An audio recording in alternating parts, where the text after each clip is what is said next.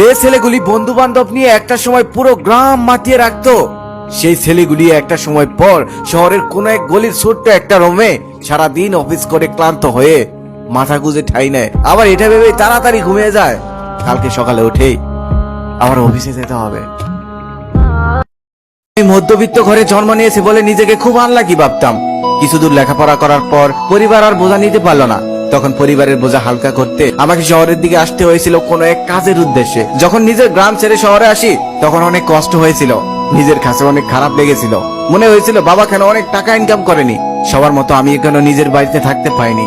কিন্তু শহরে আসার পর দেখলাম রাস্তার পাশে অনেক ছেলে মেয়ে ঘুমিয়ে থাকে, তাদের নাকি বাড়ি নেই, ঘর নেই, এমনকি বাবা মা থেকেও নেই, কারণ তাদের বাবা মা নাকি তাদেরকে ফেলে চলে গেছে।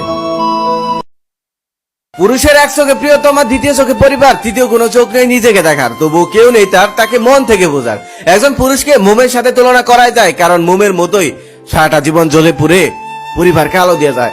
একজন পুরুষকে যান্ত্রিক মেশিনের সাথে তুলনা করা যায়, কারণ টাকার বিনিময়ে কোম্পানি একজন পুরুষকে মেশিনের মতোই খাটায়। একজন পুরুষ সারাটা দিন কাজের ব্যস্ততার পর ঘরে গিয়ে একটু শান্তি চায়। তাই নারীদের উদ্দেশ্যে আমার একটা কথা, আপনার স্বামীকে বোঝার চেষ্টা করুন, তাকে ভালোবাসুন, তাকে ছোট ছোট বিষয় নিয়ে ডিপ্রেশনে রাখবেন না। তুমি যারে 1000 টাকার নোট পাইবা পকেটে রেখে দিবা, সে তোমারে 5 টাকার নোট পাইবা বিড়ি খাইয়া উড়াই দেব। এটা কোনো গল্প নয়, আসলে যার যোগ্যতা যতটুকু তার থেকে বেশি মূল্যায়ন করলে তার ভাব বেড়ে যায়।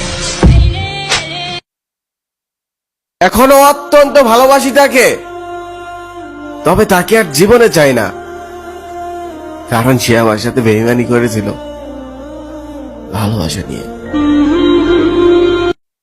সেই ঘুরে বেড়ানোর বয়স থেকে যারা পরিবারের বোঝা কাঁধে তুলে নেয় তারাই হলো মধ্যবিত্ত ঘরের সন্তান। তাদের জীবনে সুখ দুঃখ ভালোবাসা এসব কিছুই থাকে না, তারা এসব চায়ও না। তারা সবসময় পরিবারকে ভালো রাখতেই ব্যস্ত, নিজের জন্য কখনো ভাবেই না। তাদের একটা দিক কিন্তু ভালো আছে, তারা বাবা মার কাছ থেকে তেমন কিছু না পেয়েও বাবা মাকে সারাটা জীবন আগলে রাখে, ওই বড় লোকদের মতো